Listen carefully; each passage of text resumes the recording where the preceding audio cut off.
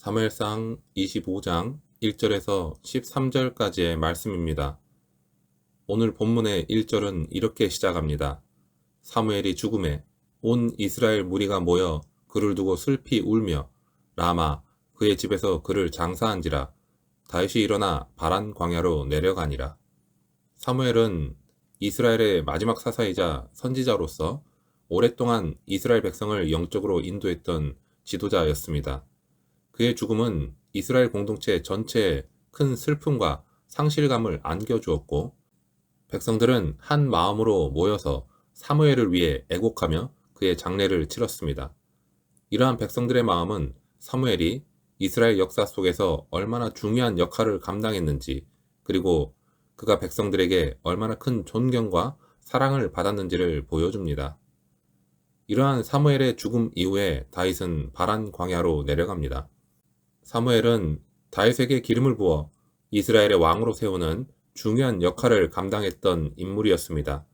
그의 죽음은 다윗에게도 깊은 슬픔과 함께 불안감을 안겨주었을 것입니다. 아직 사울 왕의 박해가 계속되고 있는 상황에서 다윗은 의지할 곳 없는 광야로 향하게 되었습니다. 그렇게 다윗이 광야에 있을 때 이어지는 2절과 3절은 새로운 인물과 사건을 소개합니다. 마온에 한 사람이 있는데 그의 생업이 갈멜에 있고 심이 부하여 양이 3,000마리요 염소가 1,000마리이므로 그가 갈멜에서 그의 양털을 깎고 있었으니 그 사람의 이름은 나발이요 그의 아내의 이름은 아비가일이라. 그 여자는 총명하고 용모가 아름다우나 남자는 완고하고 행실이 악하며 그는 갈렙 족속이었더라. 이 구절은 우리에게 강렬한 대비를 이루는 두 인물을 소개하고 있습니다. 먼저 등장하는 나발은 마온이라는 지역에 살던 매우 부유한 사람입니다. 그는 양 3,000마리와 염소 1,000마리를 소유한 거부였으며 그의 주된 생업은 갈멜에서 이루어졌습니다. 당시 양털을 깎는 시기는 풍요와 축제의 시기였다는 것을 짐작할 수 있습니다. 나발은 물질적으로 부족함이 없는 풍족한 삶을 누리고 있었습니다. 하지만 그의 내면은 그의 재산과는 정반대였습니다. 성경은 그를 완고하고 행실이 악하다라고 분명하게 기록하고 있습니다. 완고하다라는 것은 고집이 세고 다른 사람의 의견을 듣지 않는 성격을 의미합니다. 그리고 행실이 악하다라는 것은 그의 행동이 도덕적으로 옳지 않았다는 것을 보여줍니다. 반면에 그의 아내 아비가일은 남편과는 완전히 다른 사람으로 보입니다. 성경은 그녀를 총명하고 용모가 아름답다라고 묘사합니다. 그녀의 지혜는 단순히 머리가 좋다는 의미가 아니라 상황을 정확하게 판단하고 현명하게 대처하는 능력이 있다는 것을 보여줍니다. 또한 그녀의 아름다운 외모는 그녀의 내면의 아름다움을 더욱 돋보이게 했을 것입니다. 이어지는 4절부터 7절은 광야에서 생활하던 다윗과 그의 부하들의 상황과 나발에게 보내는 다윗의 정중한 요청을 보여주고 있습니다. 사무엘의 죽음 이후에 사울 왕의 끊임없는 추격을 피해서 광야에서 힘겨운 생활을 이어가던 다윗은 나발이 양털을 깎는다는 소식을 듣게 됩니다. 양털을 깎는 시기는 풍성한 음식이 마련되는 때였기 때문에 다윗은 자신의 부하 10명을 보내서 나발에게 도움을 요청하기로 결정을 합니다. 다윗의 이 요청은 매우 정중하고 예의 바른 형태를 띠고 있습니다. 그는 자신의 부하들을 통해서 나발에게 평안을 기원하면서 그의 집과 소유의 평안까지 염려하는 모습을 보입니다. 또한 그는 과거에 자신의 부하들이 나발의 목자들과 함께 지내는 동안에 그들을 해치지 않았고 그들의 재산을 보호해 주었다는 사실을 기억하게 합니다. 이러한 다윗의 행보는 단순한 구걸이 아니라 과거의 호의에 대한 정당한 보상을 기대하는 요청이었다는 것을 알 수 있습니다. 다윗은 자신의 처지가 어렵다고 해서 무례하거나 강압적인 태도를 취하지 않았고 오히려 겸손하고 합리적인 방식으로 도움을 구했던 것입니다. 이는 어려운 상황 속에서도 믿음과 인격을 잃지 않으려는 다윗의 성품을 보여줍니다. 하지만 다윗의 이러한 호의적인 요청에 대한 나발의 반응은 매우 충격적이고 모욕적이었습니다. 10절과 11절은 나발의 냉담하고 오만한 답변을 생생하게 보여주고 있습니다. 나발이 다윗의 사환들에게 대답하여 이르되 다윗은 누구며 이새의 아들은 누구냐? 요즘에 각기 주인에게서 억지로 떠나는 종이 많도다. 내가 어찌 내 떡과 물과 내 양털 깎는 자를 위하여 잡은 고기를 가져다가 어디서 왔는지도 알지 못하는 자들에게 주겠느냐 한지라. 나발은 다윗의 부하들에게 다윗은 누구며 이새의 아들은 누구냐 라며 그의 존재 자체를 무시하는 발언을 합니다. 그는 다윗을 단순히 주인에게서 도망친 종으로 폄하하면서 자신의 음식과 재물을 그에게 줄 이유가 없다고 단호하게 거절합니다. 그의 말 속에는 다윗과 다윗의 추종자들에 대한 경멸과 오만이 가득 담겨 있었습니다. 나발은 과거 다윗이 자신의 목자들을 보호해 주었던 은혜는 전혀 기억하지 못하고 있습니다. 그는 자신의 부유함과 현재의 풍요에 취해서 다른 사람의 어려움을 외면하고 심지어 그들을 경멸하는 태도를 보입니다.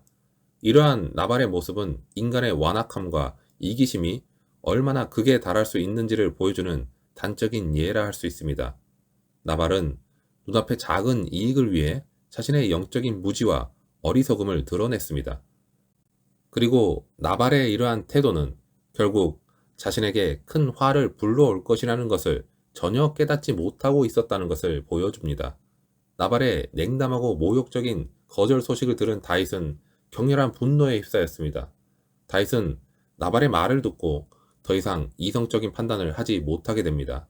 그는 즉시 자신의 부하들에게 칼을 차라고 명령을 하고 400명이나 되는 군사를 이끌고 나발을 치러 나섰습니다.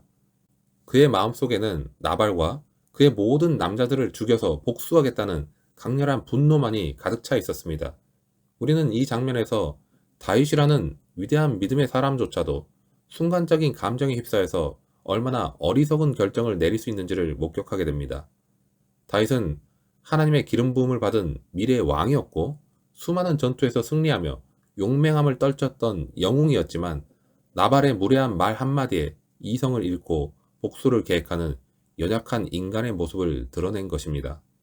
이러한 다윗의 모습은 우리 역시 예외가 될 수 없다는 것을 더욱 깨닫게 합니다. 아무리 믿음이 좋고 성숙한 그리스도인이라 할지라도 예상치 못한 모욕이나 부당한 대우를 받게 되면 분노라는 감정에 휩싸여서 잘못된 판단을 내릴 수 있다는 것을 기억해야 합니다. 다윗의 분노는 그의 신앙과 미래에 큰 위협이 될 수 있는 위험한 감정이었습니다. 만약 그가 실제로 나발을 죽였다면 그는 죄책감과 함께 왕으로서의 정당성에도 큰 타격을 입었을 것입니다. 오늘 우리는 말씀을 통해서 인간의 어리석음과 분노의 위험성에 대해서 보았습니다. 부유하지만 완악했던 나발의 모습은 우리에게 물질적인 풍요가 반드시 인격적인 성숙을 가져다 주는 것은 아니라는 것을 보여줍니다. 오히려 그는 자신의 부를 과신하며 다른 사람의 어려움을 외면하고 은혜를 망각하는 어리석음을 드러냈습니다. 반면에 광야라는 환경의 어려움 속에서도 겸손하게 도움을 요청했던 다윗의 모습은 우리에게 어려운 상황 속에서도 믿음과 인격을 잃지 않으려는 노력이 얼마나 중요한지를 깨닫게 해줍니다. 하지만 동시에 나발의 모욕적인 거절에 격분하여서 복수를 계획했던 다윗의 모습은 우리에게 분노라는 감정이 얼마나 위험하고 파괴적인지를 경고합니다. 하나님의 마음에 합한 자였던 다윗조차 순간적인 분노에 휩싸여서 어리석인 결정을 내릴 수 있었다는 사실은 우리에게 큰 교훈을 줍니다. 이 이야기 속에서 우리는 우리의 모습을 발견하게 됩니다.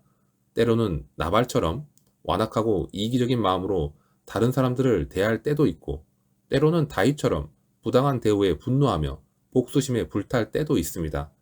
하지만 하나님께서는 우리에게 이러한 어리석음과 분노를 버리고 하나님의 지혜와 사랑으로 충만한 삶을 살아가기를 원하십니다.